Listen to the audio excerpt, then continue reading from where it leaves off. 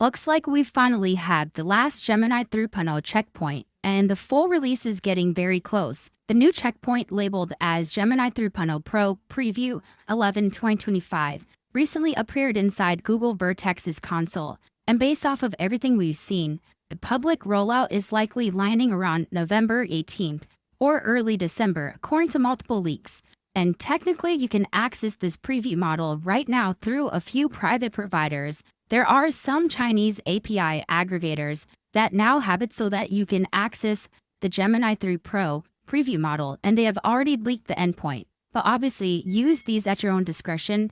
4 of these aggregators should be expected to roll out in the next couple of days, as the endpoint has been leaked. So why am I pointing at a November 18th release date specifically? Well, this is because the list of models you're seeing on the screen, including older and redundant versions like the Gemini 2.5 Pro Preview, are all scheduled for deprecation on November 18th.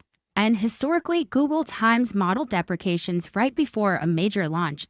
So that is why I'm hinting at this November 18th release date. But there are chances that obviously could be released a few days after or even in December. And just take a look at this new Gemini 3.0 Pro experimental checkpoint. It is something that can generate a planet visualization at a level that I've never seen any previous Gemini 3.0 checkpoint actually built. The detail, the structure, the reasoning, it's all on another level entirely. This is an insane generation with serious upgraded capabilities in certain types of generations.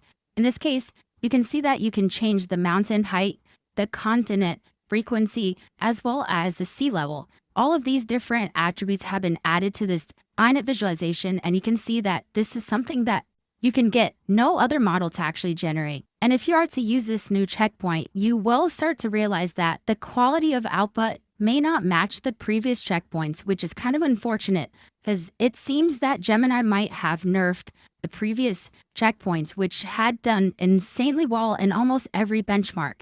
This could either be due to training costs, or it could be other plans that they might have internally to maybe release a better model in the future. This is just something that we had noticed by comparing the two checkpoints, the previous one as well as the new one. And that's actually true because just take a look at this generation from one of the previous generations of a Gemini 3.0 Pro checkpoint, where it had generated a pelican on a bike in SVG code. Look how detailed it looks. There's different gradients to the bike parts, and it was able to do a really good job with the pelican.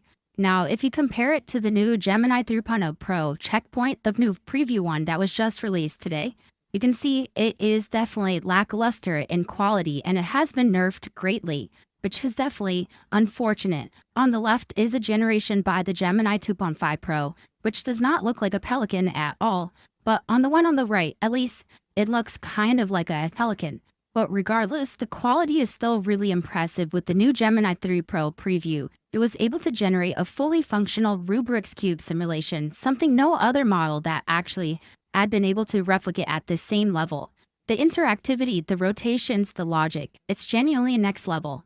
In an earlier test, the Gemini 3.0 Pro model was able to do something pretty incredible that I've never seen any model do, where it was able to actually compose and play original music all on its own. Let's take a listen.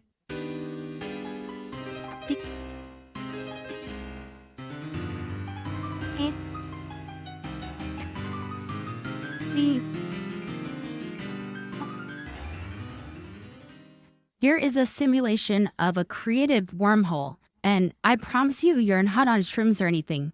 This is something that is insanely impressive for any model to output.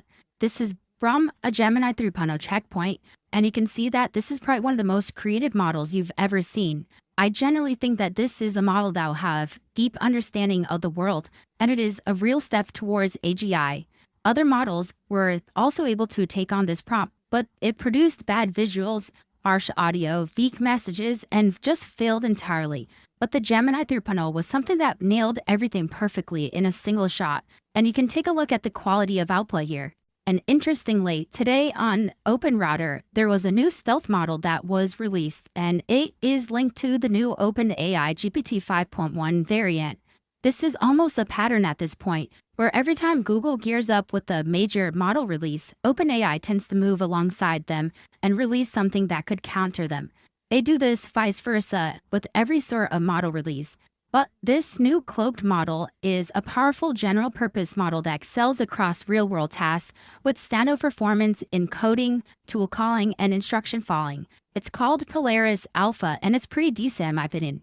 And the best part is you can access it completely for free. It has a 256K context window, and you can access it via API or simply chat with it through the OpenRouter chatbot.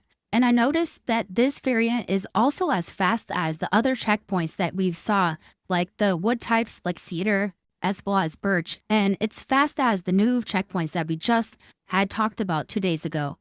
And from my initial testing with the GPT-5 checkpoints, I definitely don't think that it's on par with Gemini. It's really close, but I still believe that the Gemini 3.0 review, as well as the other checkpoints we've seen on this channel, are better, not by a huge margin, but slightly better than the OpenAI checkpoints, which is great to see. But regardless, the GPT checkpoints are still able to generate beautiful generations for front end. For example, this is a CRM dashboard that showcases the revenue command, and you can see that the detail quality from this new checkpoint is pretty impressive.